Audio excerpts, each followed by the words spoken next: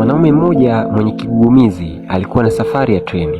Treni yake ilikuwa ni ya saa 4. Alifika dakika 10 kabla ya treni kufika kituoni. Treni haipo. Akajawa na wasiwasi akidhani kwamba labda treni imeondoka. Kukaa kwenye kiti akamwambia mtu aliyoko mbele yake, vipi, hii treni imeshaondoka? Kumbuka huyu bwana ana kilema cha ulimi, lakini alijaribu kuongea mpaka akaeleweka. Treni imeondoka? Japokuwa aliongea kwa tabu sana, lakini hakumjibu, mpaka ikapelekea watu wote pale kituoni wakamjia juu huyu bwana.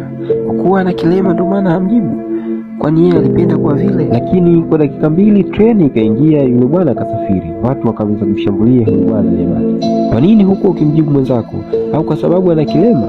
Yule bwana akawajibu, kumbe na yeye alikuwa ana kigugumizi. Sasa aliogopa kumjibu yule bwana, kwa maana angedhani anamtania na angeondoka kwa chuki na hasira. Hivyo basi aliona ni bora apokee lawama kutoka kwa watu, lakini mwenzake abaki salama kifuani mwake. Na hii inatuhusu sote sisi katika kulinda na kuheshimu hisia